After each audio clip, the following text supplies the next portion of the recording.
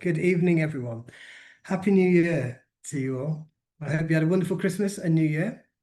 We've all just about made it through the 3 years of January. It feels like it's been going on that long. For me, anyway, it's been a long one, but it's damp and grey outside, and that's why we're all staying nice and warm inside and exploring the wonderful world of Kentish heritage. I hope you can all hear me now.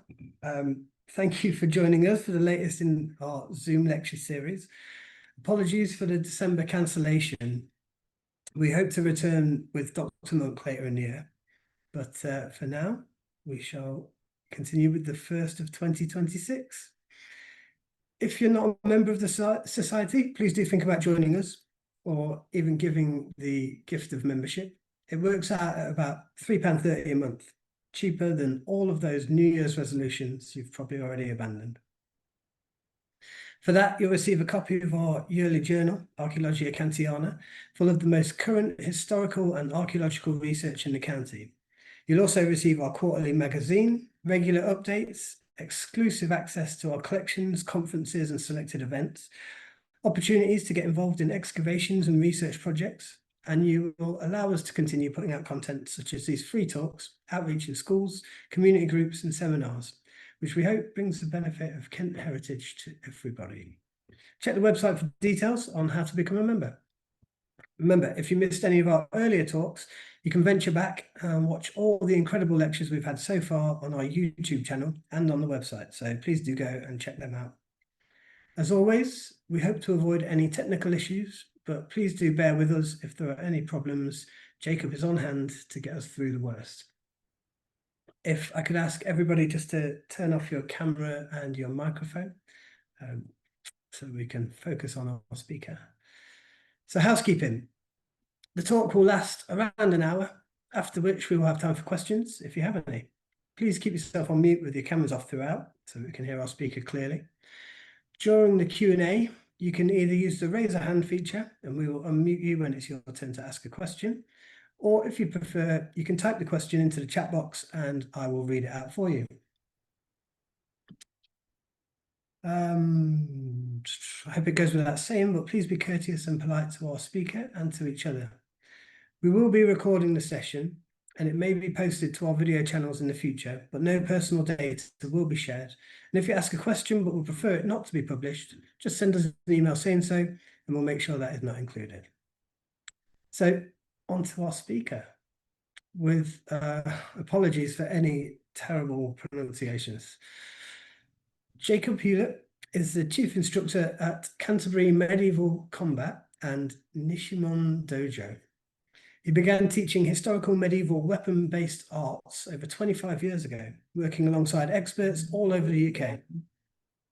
His chief background in combative Japanese arts are Iaijutsu and Kenjutsu.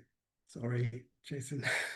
His primary focus in the last 10 years has been on the German traditions of historical European martial arts, delving deeper into the arts of a range of weapons from the longsword to the dagger. Jason's specialisms run through the application of historical arts to modern self-defense, but also include the exploration of military, judicial, and sport combat. With a range of topics to study, Jason runs some of the most unique workshops in the UK, including Bartitsu, the Victorian martial art made famous in Sir Arthur Conan Doyle's Sherlock Holmes serials, and the trench fighting techniques of the First World War, including a study of the weapons as well as the practical elements of combat, always with context and practical weapon handling. Canterbury Medieval Combat run regular combat classes across Kent, with their main training venue located in Canterbury. So if you're interested in learning some ancient martial arts, do get in touch with Jason. I'm sure he'd love to hear from you. Jason also specialises in partnership marketing to solve the pain points of businesses, helping B2B businesses grow through partnerships and innovative collaboration. He's a partnership marketing strategist, a digital agency owner, a published author, a wizard of the digital world, and apparently co-ran one of the largest Star Trek fan clubs in Europe. Quite the CV. It sounds kind of odd to say, but I am absolutely delighted to welcome Jason with us tonight to talk about knife violence, but during the 14th and 16th centuries in Europe, and reports from major English cities, as well as his own research into the murders and knife crime in medieval Canterbury. So, Jason, it is over to you, my friend. Lovely, thank you. Did I write that intro or did you? Because I don't remember half of that. Okay, right, okay, no, that's fine. That's all lovely. Yeah, thanks for having me on. This is probably going to be a little bit different to what you guys are used to in terms of topics. We are going to cover Europe, but we are going to have a little delve into Canterbury and Kent because I have been doing some research into that locally. So I'm just going to fire up my little presentation here. So hopefully you'll be able to see this. Ta-da. Hopefully everyone can see that. It's an interesting thing. And we'll get into why I'm looking at this at the moment. The first thing to say, you've probably seen this picture all over Facebook, all over Instagram, and obviously here. And interestingly, it looks quite violent, and it is quite violent, and it looks like someone's stabbing somebody in the throat. Actually, this is from a manuscript, a German manuscript from we call the Bauman manuscript. And what this is, the guy on the left is actually a tax collector, and he's taught a knife trick to pinch someone's throat and draw their knife across it to slice it open and have them bleed but not die. So the idea being that the guy panics and hands over his taxes. So there's all kinds of weird things that kind of happen in this space. So I'm just going to carry on. As Craig's done most of the intro, this is me. Not corrections, really. Yeah, my background is Japanese sword arts, Iaijutsu and Kenjutsu, but more recently focused on the European side of things, following the German tradition written by a chap called Johannes Lichtenauer. This dates around sort of 1380 to 1420. And I get involved in lots of different projects and lots of different things around historical combat systems, because we don't come out of the womb learning how to fight. So there are systems and methodologies and techniques that people use that develop depending on time and space and the weapons that they're using at the time. And we've done a whole bunch of stuff. Schools, museums, historical sites, gaming companies have worked on a couple of games. And what we're aiming to do is basically create reality from a point of view. This is why this knife was used. This is why this sword is being used in this way. So that gives you a kind of an idea of who I am. I am a published historian, but I use the historian in the way that you would buy a historian on Temu. So I'm not a PhD. I'm not even an MA. But I kind of love this stuff and I love talking about it. Why am I researching all this stuff? I'm not crazy, or maybe I am. First thing that got me into a lot of this was historical TV drama, and I've put those in air quotes because most historical TV drama isn't historical and it isn't dramatic. It's not really a drama, and it winds a lot of us up. And for me, it was always the thing that crime and violence on TV, especially in the medieval period, always seemed to be carried out with someone with a sword. It always tended to be a major character. And with American HBO dramas, it always tended to be someone with an English accent. Second thing is it provides context for our historical practice. So when we look at manuscripts, and we'll come to some of those in a while, with our manuscripts, they're kind of in a vacuum. This is the technique, this is how it's delivered, this is why you're delivering it. But without the context, the environment that you're in, it's very hard to actually say, well, why did they do that? And one of the things that we have a lot with knife fighting and dagger fighting manuals is there's lots of disarms, there's lots of restraints, there's lots of, it's not all about stabbing somebody. So there's a whole bunch of stuff, and then you look at why was that done? why aren't we just talking about, I thought the medieval period was all violent, it's all dark and dungy and grimgy. So why aren't we looking at, just killing techniques? So we have to sort of put that in context, and we have to read around the subject. We can't just look at these manuals on their own. And weirdly, there are modern parallels today with some of the things that are going on. Obviously, lots of knife crime about at the moment. Lots of legislation being talked about and is coming, and you will see this thing's been going on as a problem for centuries. And it wasn't resolved in the 14 or 1500s. Whether it gets resolved now, I don't know, but it's there's going to be some kind of interesting parallels. So why knives and not swords? So why are we talking about knives? Pejoratively, swords are restricted in towns and cities, and that's across Europe.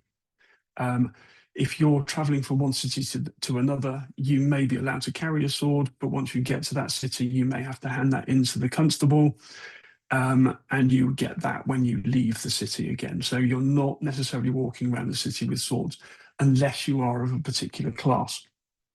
We're not really going to go into the class system, but bear in mind, soldiers, night watch, princes, burghers, all these people that have a high enough status may be allowed to carry a sword in the city, but most people wouldn't be. Knives, however, are everyday tools. Everyone's carrying a knife, which is the other thing that really annoys me about historical context when we watch that on TV, is that no one's wearing a knife. They're all wearing that. Everyone's got a knife. And you need a knife because you need a knife for everyday things. You need a knife to eat. Even if you went to a tavern's not going to provide you with cutlery.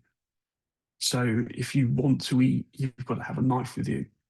And when we look at the research, of which there are some statistics, and we'll come on to some of those, there is a higher murder rate with knives.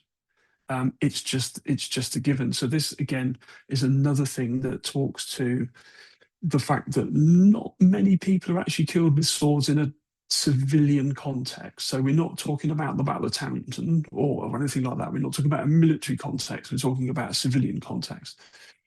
So murders are happening with knives. To give you an idea, if you haven't looked at the medieval murder maps, I would suggest you go and do that later. Don't do it now because it will be a complete time suck. And there's murder maps for London, York, and Oxford, and it's growing. And you can search a period, and you can search a town or a city, and you can say, I'm looking for murders, and then you can choose by weapon, because parish councils wrote this stuff down, believe it or not.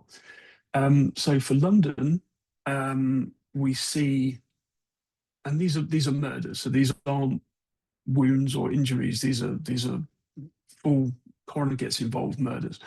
In London, 84 knife murders against 18 sword murders. York, 95 knife murders against 8 sword murders. And Oxford, 38 knife murders versus 9 sword murders. So we can see that access to weaponry and access to the means to kill somebody, knives are everywhere. And everyone's carrying them. Now, we don't know too much individually. You can when you look at the records, you can deep dive into each parish record and see the coroner's report. It would have been too much information to put in here, but you can see neighbour disputes, robberies, burglaries. It tends to be this kind of thing. These don't tend to be serial killers going around cities murdering everybody. This isn't Jack the Ripper in the 14th century. These are basically results of urbanisation and people butting heads, which they probably didn't do before. So we're going to move into, just to set that context, there's lots and lots and lots of different types of knife. Even today, your kitchen probably has a knife block that's got 4 or 5 different types of knives in for different kinds of things.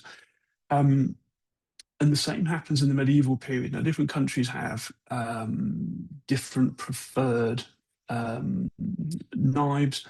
And knives are there for a number of things. Some of them have a military context, some of them have a fighting context, some of them are just knives.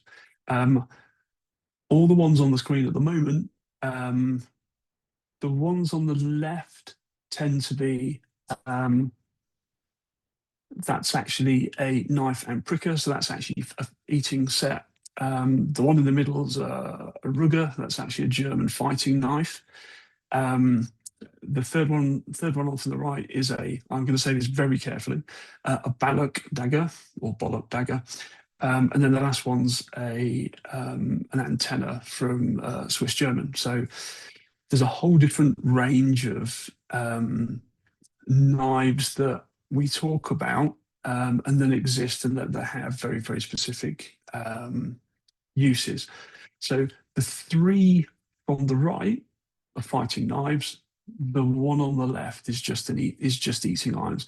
But if push came to shove, you could probably do some damage with that if you wanted to. If you wanted to do violence upon somebody or stop them doing violence to you. So, kind of that's what we have as fighting knives. I actually do have some on me, but I was told that this is a very small screen with you looking at me in the top right-hand corner. So I will show them. I do have some here. I do have some knives and things. Maybe we look at those during the Q&A when I turn the presentation off. So the Germans especially have these things called Bauernwehrs, and Bauernwehrs, similar to that thing in the middle now, the Ruger, the thing with that little round thing on the end. Now, that's actually a finger guard. That's actually protect your hand. So we know that that's a fighting knife. The reason that it has that little what we call nagel or nail is actually to protect the hand. So it means theoretically, and I've not tried it, somebody could attack you with a sword, and you can put this thing in the way, and it will run down and it will stop at that point. So it will stop it from cutting your arm off or cutting your hand off or cutting your fingers off, because obviously keeping all your fingers is kind of vitally important for any number of reasons, but from a combative reason, having fingers means you can hold weapons and you can hold swords and things. Having them cut off means you're going to struggle. We have the rondel dagger. The rondel dagger is not on this picture, but it's the big thing. So it's kind of this thing here. You will see it in manuscripts. It's basically used for armored combat. We call it an armored tin opener. And the whole point of that weapon is to actually use it against somebody in a suit of armor to get up through the neck or down into the chest cavity or up through in the hip, all the horrible bits. The reason I mentioned that one, because that's the dagger that's used predominantly in descriptions and illustrations for every manuscript that we have. So it's very, very commonly shown. So that puts aside knives for a little while, and then we come into self-defense manuals. And this was a bit of a shocker for me, because I come from a Japanese martial arts background, and we are given the arts that we study and teach go back hundreds of years, and we have this lineage. So all arts have a lineage that go back hundreds of years on the Japanese side. What I didn't realize was that this also happens in the West. So there's this whole thing around Western martial arts where we have our own styles, we have our own systems, we have our own traditions, and we have an ability to look at those manuals and understand them. And that's kind of what we're doing at the moment. So with Eastern martial arts, you tend to have that longevity and that lineage of this is what was done back here, and then it gets passed down, passed down, passed down, passed down. On the Western side, a lot of this stuff just sits in dusty museums or libraries. So we have this knowledge gap. So it's not passed down. It's basically, it was used in the 14th, 15th century. It doesn't get looked at because things develop. So the old stuff doesn't get looked at again. until it gets found in a museum or in a library, and then all of a sudden it gets looked at and it's like, what's this? So they try and put it into some kind of context, and then they realize, oh my God, this is a martial arts manual. The picture on the screen at the moment is from Tauhofer's 1467 manuscripts, and these are judicial fighting shields. So this is judicial combat. The beauty of this is it's just bark raving bonkers. But what this is doing is this is giving you an idea of the kind of ways that people resolved issues. And this was official. This would be court mandated judicial combat. Now, this could be trial by combat to the death. It could be trial by combat to being thrown on the floor. There could be a whole number of different things that's going on here.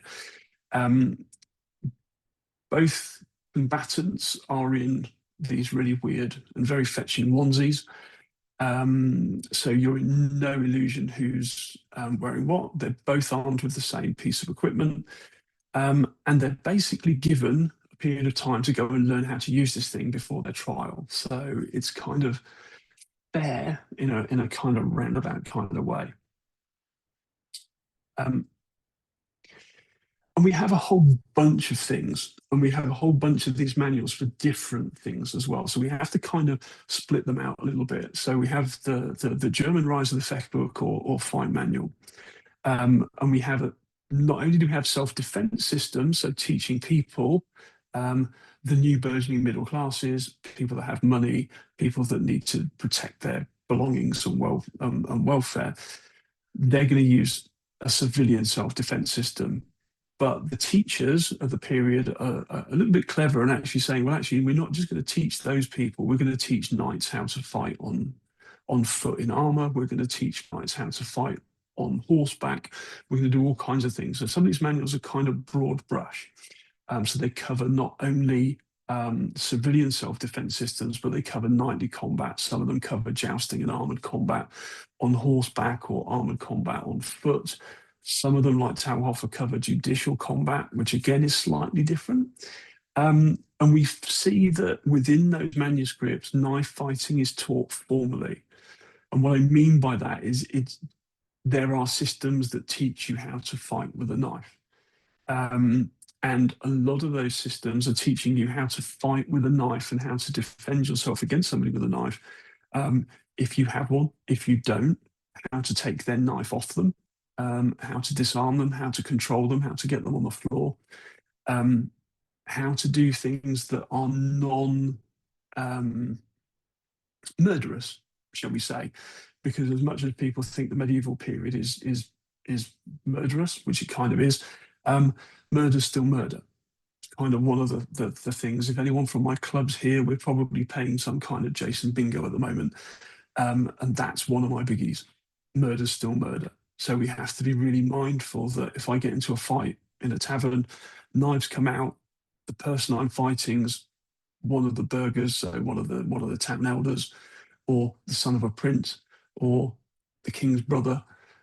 I can't kill him because that will be it for me. So I need to disarm him. So we learned these kind of techniques to actually control and stop people from attacking us. We've got two main period sources for this time. We have Italian sources, and there's a couple on screen, just to give you an idea. The biggest one we have is Fiore de Libri. Italian wrote a book called The Flower of Battle, and it's a complete system. One book, complete system, illustrated from start to finish, and covers pretty much everything. So unarmed, knife, dagger, sword and shield, spear, longsword, all the kind of weapons, in armour, out of armour, on horse. Filippo Varni's another one. These are complete combat systems in one book. This is kind of a big thing. Books of the period, obviously very, very expensive to produce, especially with illustrations. So you're not only going to need a scribe, you're going to need to have an artist and an illuminator, lots of vellum. And these books still exist today. So these are kind of in museums. This is a picture from the Flower of Battle. And as you can see, the chap who's winning is the guy with the crown. So you kind of know within this two-person relationship who's doing the technique and who the ne'er-do-well is, who's trying to stab him. So the bloke on the right's got a rondel dagger. He's trying to stab our hero, and he's basically being controlled. His weapon's being handled. He's off balance, and anything can happen from here. He could be killed. He could just be controlled. He could be completely disarmed. But this gives you an idea of the kind of things that we're seeing in these manuals. Within Filippo Vardi's book, it's a little bit later. It's in colour. Oh my God. And we see knives on both sides of the equation this time. And we're seeing this rondel dagger, so this big, long 18, 19-inch dagger being used in a kind of everyday kind of way. But this isn't a knife that you'd cut cake with. This knife is meant for hurting people. You're not going to whittle wood with this knife. So within Italy, we see lots of people carrying this kind of knife around. Now, depending on the city and town you live in, you may or may not be allowed to wear that kind of thing. But yeah, Filippo Vardi. My background's a German side, so the Italians I don't really get too much involved with, but I thought I'd give you the taste of the whole kind of thing. The German system I have a lot more experience with, but the German system is a lot more complicated. We don't have pictures in our early manuals that we follow. Our chap Johannes Lichtenauer is the base of a lot of the German tradition. So later on there are pictures, people like we've just mentioned, Tauhofer, another chap called Andre Lignitzer are creating their own systems based off Johannes Lichtenauer or his teachings. And the book that we use is a thing called and it just rolls off the tongue beautifully, the MS3227A, the Nuremberg House book. And it provides within it a thing called the Zettel, which is a poem. And that poem describes an armoured combat on foot, and armoured combat on horse. And basically, we think it was a handout given to people that had attended a school to learn how to fight, because what Lichtenauer didn't want to do was it was protecting his intellectual property. It was a way that he could teach people and then get people to come back. So the language used, the words used are kind of woolly. So we kind of have to work quite hard to actually figure out what's going on. But we think we're getting there. So we have German sources, we have Italian sources. There will be a question at the end, I guarantee, about why aren't there English sources. There are a couple of English sources at this time, but the problem that we have with English and French sources is they're not writing stuff down because there's a little thing called the 100 Years' War going on during this period, or as Michael Livingston says, a 200 Years' War going on at the moment. So stuff really wasn't written down, but we do have three small combat manuals written by the English that sat in the British Library. And if I remember the names of them, if you ask me the question, we can go through that a little bit later. So here's a picture from Tauhofer. Again, notice they've got these big rondel daggers. And again, clothing, very weird. Shoes, poulaines, again, kind of weird. But we take that as part of the context of what we're doing. So we look at these things and we say, well, actually, they've got funky shoes on. So they're turn shoes, well, they're poulaines. They would normally wear those out with patterns. So a pattern is a platform that's then worn as like a flip-flop that sits underneath the shoe, lifts you off the ground. So when you're doing things, it makes it much more complicated to move without falling over and that kind of thing. So we have to look at these in that level of context. Another Tauhofer manual. Tauhofer's probably our most published author. I think he writes 12 books. And here's another one, the Ambrasia Codex from 1469. And again, showing different techniques. This is how you would stand if I was being attacked this way, and this is how I would defend that. And this kind of goes on throughout these books. We also have a little bit later, we have a manuscript by a chap called Albrecht Dürer. Hopefully everyone knows who Albrecht Dürer is. Probably one of the first entrepreneurs and brands of the medieval period. The beauty of Dürer is he's very, very good at drawing. He's very, very good at artwork. So the artwork we see within his fight manual, as you can see here, is very, very good. So it means that everything's in perspective. You can see exactly what's going on, and the descriptions that work really well. So you can kind of see that already, you know, an artist is looking at the self-defense industry and thinking, I can make money here because a book's not going to be cheap. I can make money here by creating a manual. And he creates this manual in 1512. Very good manual. We've got translations and transcriptions now available for that kind of manual.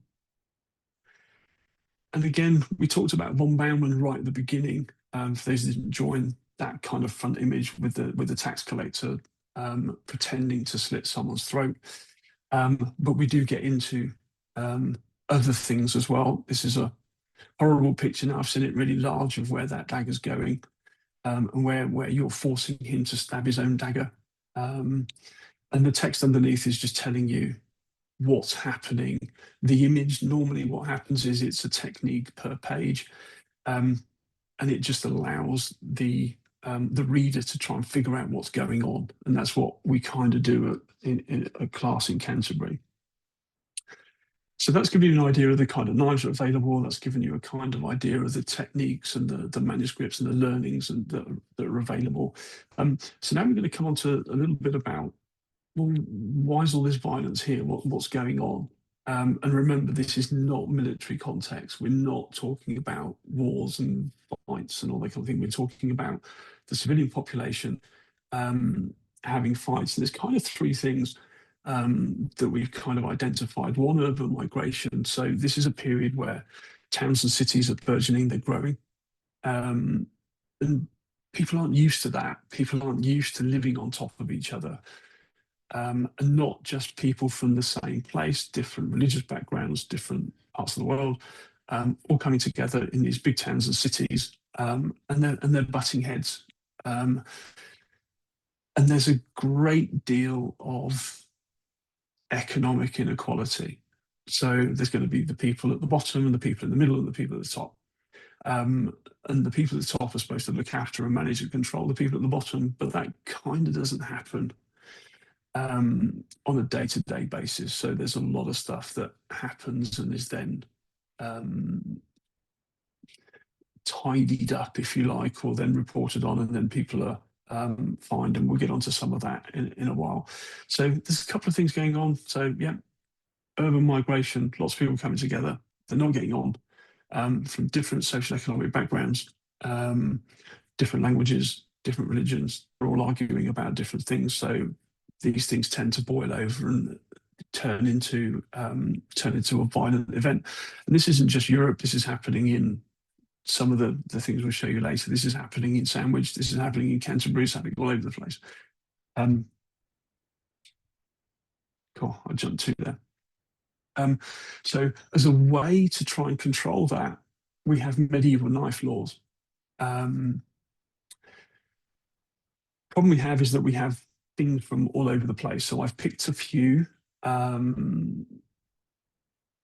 Prague being, in fact, Strasbourg as well, being cities within the Holy Roman Empire.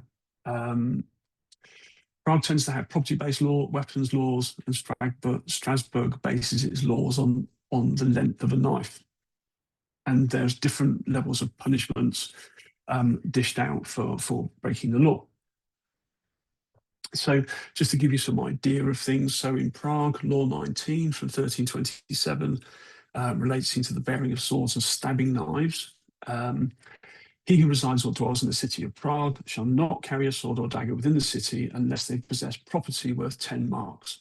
If somebody is caught carrying a sword or dagger and do not meet the property requirements, they shall forfeit the 10 marks as a fine to the city. So what this is saying is only wealthy people can carry weapons, in my head. And if you're caught carrying a weapon, you're going to be fined so heavily, you will never be a wealthy person in this city. And this might be a way of fining people out of the city without having to throw them out. So we kind of have to be careful in terms of if we live in Prague, we're going to know these laws. If we don't and we move there and all of a sudden we're carrying a sword around with us, which in and of itself is kind of a weird thing to do. It can create a problem for you. So it's one of these things that it's a way of trying to control weapons and blades within a city. So they're starting to think about this really back then. Oh, where's it gone? So we got him. So in Germany, a German municipal law from 1331, a dagger or sword used to stab or strike another, and this is confined as true by the authorities, then they must pay a fine of 50 shock pennies to the city. If they cannot pay, their hand shall be cut off. Oh, blimey. So they're not messing about. Moreover, no one may carry a concealed dagger. Concealed weapons are kind of another whole nother level.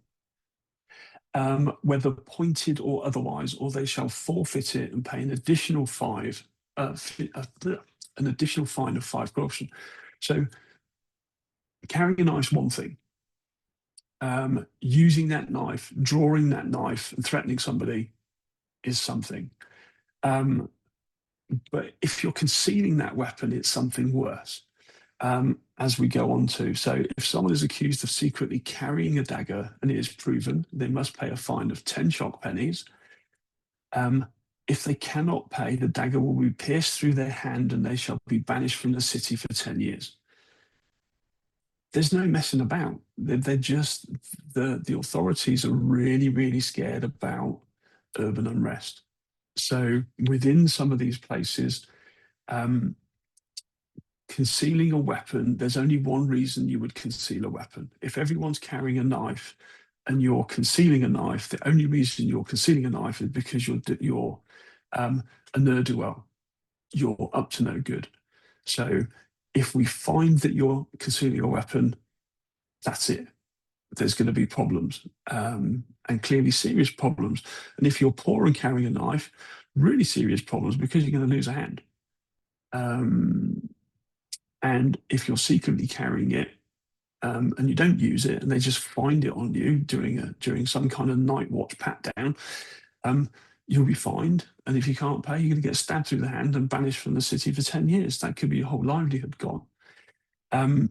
So we kind of seeing very, very harsh laws here. I don't think we can get away with this today.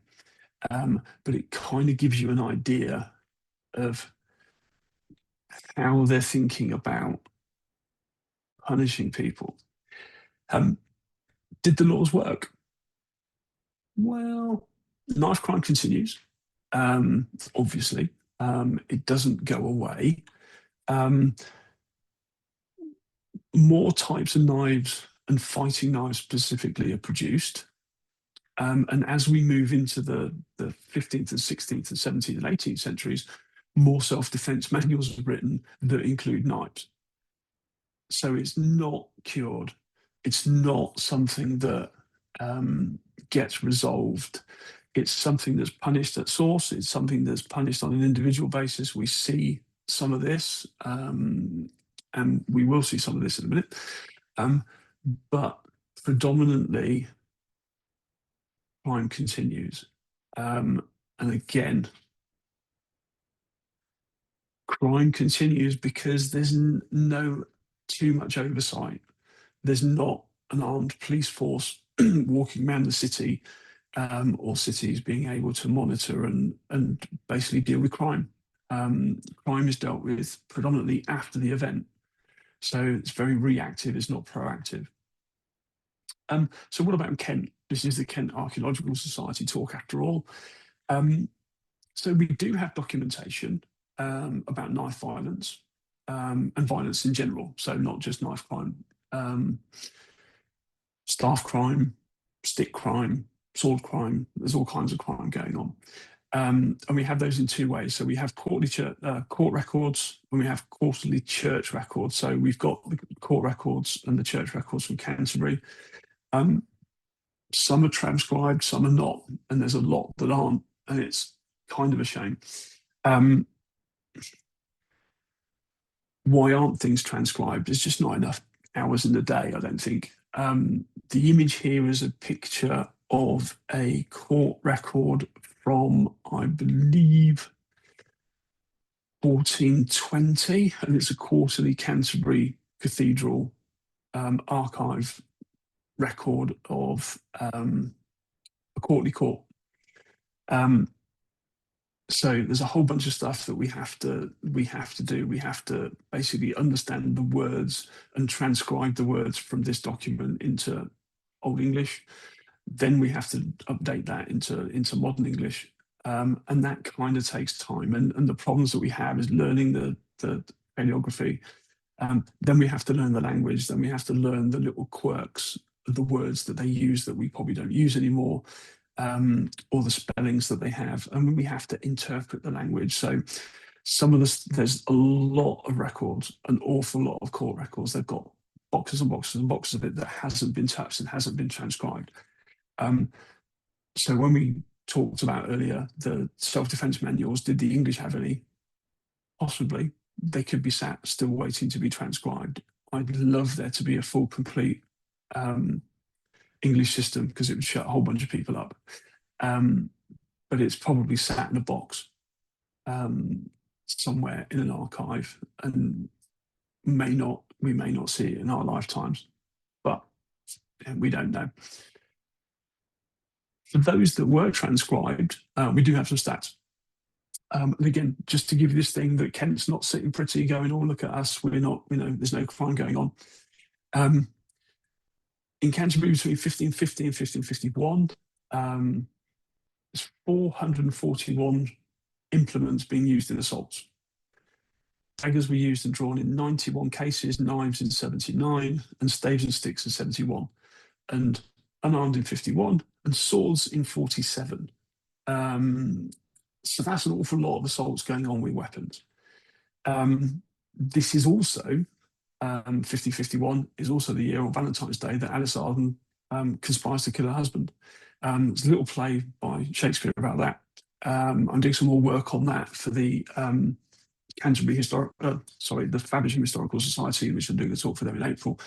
So I'm doing a little bit of work on that at the moment.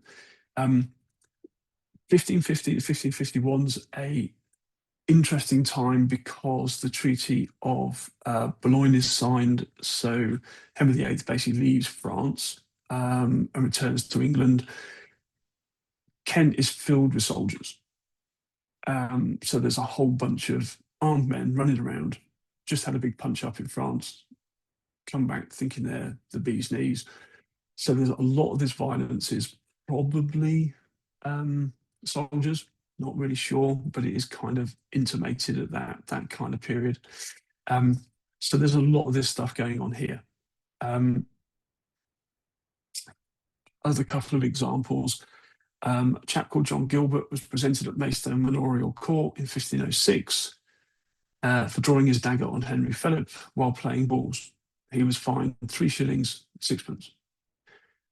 Richard Harlson was fined the same amount, 3 shillings and 6pence. It's obviously a set fee for drawing a weapon at the butts during archery practice in 1517, which is kind of weird that he would put his bow down and draw a weapon. Maybe he was rubbish at archery, I don't know. But it's, again, these things happen. You can see this is just, things boil over into fisticuffs. Both of these, weirdly, at a sporting event. Maybe that's an English thing, I don't know. So I probably talked faster than I thought I was going to, actually. Be at the time. No, it's about right. So knives are central to medieval civilian violence, dominantly due to ease of access. Everyone's carrying a knife. And when you get hot-headed, it's easy just to draw a knife and stab somebody, unfortunately. The context today is, of course, is that we don't need to carry a knife. In the medieval period, we probably did. Laws are failing society to deter this kind of crime. We don't have a way to enforce it, or we don't have a consistent way to enforce it, and things become reactive as against to proactive. So what happens is business for people like me in the medieval period is booming. Lots of people are coming to learn self-defense, and they're learning how to use all kinds of weapons to protect themselves. So yeah, it's kind of a strange thing. So the whole point of this really was to give people context about our practice, but also to give you an idea that a lot of the violence, a lot of the murders happen.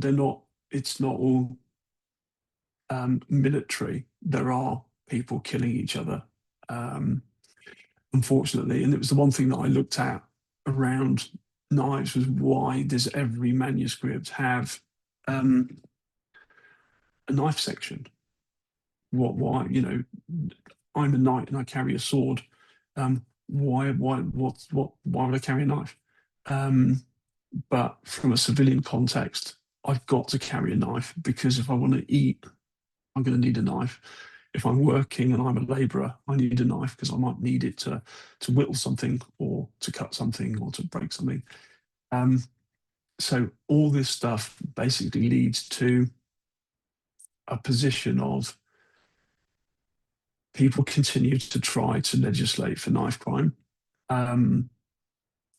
It doesn't really work. So another way that people do that is to say, well, actually, I need to defend myself. And they learn to defend themselves. Now, they're not proliferating violence. They're not going out and now all of a sudden buying. If they didn't have a knife before, they now have a knife. They always had a knife. Now they're being taught how to use it in a different context, and not necessarily to kill somebody, but to actually stop somebody from killing them. So it kind of is an interesting thing. So I'm probably going to hand back to Craig.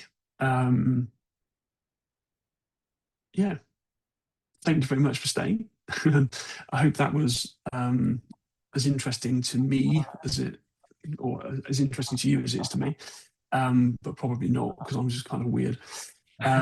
So yeah, any questions really? Jason, thank you so much. That was very interesting. That was incredible. Thank you for that amazing glimpse into the world of medieval knife fighting. Wow. If you do have any questions for Jason, please can you add them to the chat, and I will take a look. I found it really interesting to see how some things don't change. Those angry hooligans at sporting events getting into trouble. So Yeah, you can just imagine how heated those bowls games get, though, right? yeah. Too much throwing the balls around. If any of you have any untapped violent crime archives out there, now might be the time to get it transcribed. In fact, if you talk to Jacob, there's probably an AI tool he's got hidden away that can speed up the process a bit. But Yeah, well, there is there's a thing I actually saw on medievalist.net this morning. I think a project called Comma, and Comma's just transcribed, I think, around 30,000 medieval French documents using AI. Okay, there you go. You see, So, it's happening. there is stuff out there. I think somebody just raised their hand. I just saw a thing float past. Was it a raised hand or was it applause? Jacob, can you see? Hang on, let me check. Was this it? I think it may have just been applause. I don't see any hands raised, but we do have a question. I had a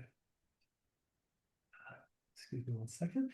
So Liz has asked, do you have any indication of how often the punishments, such as cutting off hands, were used as opposed to being a deterrent? Yeah, sadly we don't. It would be nice to know, but the thought of an annual list of how many hands you cut off would be kind of weird. Although saying that, obviously there's a chap called Franz Schmidt who's was the executioner of Nuremberg, who wrote a diary of all his executions in the 16th century. That was kind of interesting, and he killed, I think, 330 people. Well, sorry, dispensed crime to 330 people. So it's kind of an interesting thing. But no, in terms of the cutting off of hands, we don't see anything. But again, I always say it could be out there somewhere.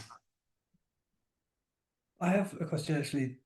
I was curious who these manuals are aimed at.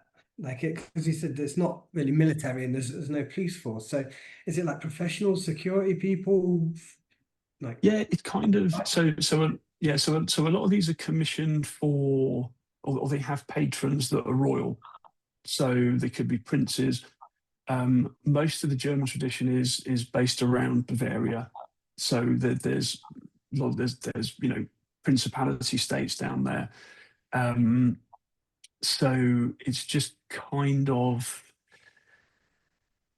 used by professional soldiers. Knights obviously would be using this kind of thing. They would have access to it. They would have access to a copy of it. And then it would probably be guilds. So in Germany, there are things like the Marksbruder, is basically a fighting guild, and they'll have members that can teach you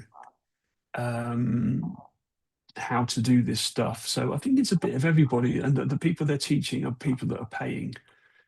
So even what we tend to see, again, talking about the Germans, German self-defense instructors are also guildmasters from other guilds. So they could be tanners, they could be coopers, they could be smiths, they could be cutlers, so they have a profession, and they're also a self-defense instructor. So they're a member of two guilds. So they're writing books as well. And for them, it's a money-making thing, probably. They're selling knowledge, but they're not necessarily selling the book. They might be selling access through training at a fight school. Yeah. So, but I suppose if they're charging for it, they're after a certain demographic. It's not the Yeah. Maggie Sims has said, I'd have thought the hands would be kept to be the invoice for the hangman who did it. Just dip them in tar. So perhaps along with all those English medieval manuscripts hidden away somewhere, there's a bunch of tarred hands knocking about as well. Yeah, quite possibly. Find them someday. Jan has said, you talk mostly about the 14th to 15th centuries. How did patterns of knife crime change in later times? Yeah, it's kind of interesting. So we get into 16th and 17th centuries, swords become fashion items. So lots more people are now wearing swords.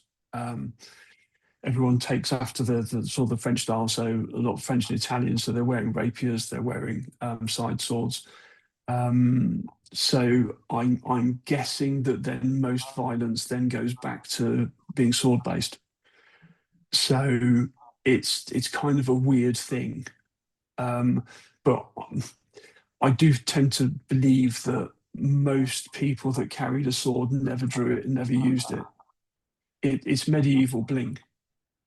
It's it's not something that you're actually going to use and fight with. It's basically, oh, look at me, I'm really wealthy, look at my jewel encrusted sword. I'm not going to want to smack somebody in the face with a jewel encrusted sword in case I lose, you know, a nice ruby off the hilt.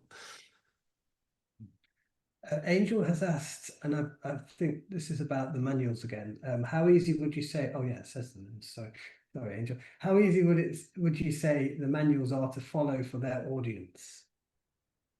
So Italian ones are a lot, and I don't say this derogatorily to my Italian fighting colleagues, but the Italian manuals tend to be easier to follow because they're all illustrated. The German ones tend to be a little bit more complicated. And I don't think what's happening is, I think on the German side, in the early period, this thing we have, the Zettel, was a copy of a handout that was given from a workshop. So you wouldn't use the manual to learn how to fight. You would go to a teacher and you would spend a period of time with that teacher. He would teach you this stuff, and then he would give you a copy of this poem as a aide de memoire to remember this stuff. But if you lost that piece of paper and somebody found it, then it would be very hard for them to recreate the system. So I don't think we're learning from a book. I think the book is there to aid learning. But obviously nowadays we're having to use the book because we don't have the master. We can't dig him up. Sure. You know, and it's kind of one of those things that we have to use. We use a little bit of frog DNA from other systems to fill in the gaps. So we're all archaeologists, so we do end up digging them up in the end, but they don't have the secrets, unfortunately. Laurie has asked, did men train in planes so they were prepared to defend themselves while wearing them, rather than just not wearing such pointy shoes when they thought they might be at risk? Or were they more at risk at places where they would be wearing them? And someone's commented, like, learning to run in stilettos. Yeah, kind of, I guess. So my gut is with this, with self-defense, there's no point being in a gym in bare feet, nice wooden floor, everything else, if that's not where you spend most of your time. If you're spending most of your time walking around town, then yeah, you kind of have a big problem. And when you go to places in Germany, especially like I've just come back from Nuremberg, Nuremberg's built on a bit of a hill. And it goes down to the river. Both sides of the city go down into the river. It's all cobbled still. And I was there a couple of weeks ago and it snowed. They gritted everywhere, but everyone was walking around like penguins. And I was thinking about what would happen if this was 15th century Germany and I got attacked and I was wearing my normal everyday German shoes. I'd be like, I wouldn't be lunging. I wouldn't be running anywhere. I would literally be standing my ground. Because if I run and slip and I fall over, not only am I going to get all my nice refined clothing all dirty and horrible, I'm going to get stabbed. So I think people did train in what they had. From what we know, fight schools were held in either town centres or in monastery courtyards or out of town in fields. So yeah, they're being carried out, and I don't think people are saying bring your trainers, you know, because we don't have them. Right. You're going to come in what you've got, and as we know, turn shoes, they've got no grip. Mm. We don't have rubber for another 300-400 years. So, you know, we're wearing leather turn shoes that could be scored. So they could have a slight amount of grip. But then when you stick when you stick your patterns on, the reason you're wearing patterns is obviously not to step in poo. So if you've got so if you are a wealthy middle class guild master, and you've got some wealth, you might be wearing nice silk covered shoes. You're going to want to lift yourself above the crap. And I mean that literally. You know, there could be all kinds of stuff on the pavements in cities. So yeah, that's what I'm going to be running around. Well, sorry, running around. That's what I'm going to be walking around in very carefully. Yeah, yeah. What a vision of those cobbled hills. on ice. Yeah. No, Bambi, all in the back. So what was it that made you look into the German side of things rather than the English or any other European? Yeah, but, because I speak German, I don't speak Italian. Okay. Is literally it. Yeah. It is literally. I grew up in Germany, so yeah, I speak more German than I do Italian, and I would struggle enough to learn another language as well as a new style of martial art. So it was a case of what do we go for, and it was the German. Cool. Well, I will just ask, are your publications out there that people can read? And what should people do if they're interested in getting involved in the medieval martial arts world? Yeah, so this whole talk came off the back of an article that I wrote for Medieval World magazine. So that was in, I think, issue 19, so not this new one, the last one.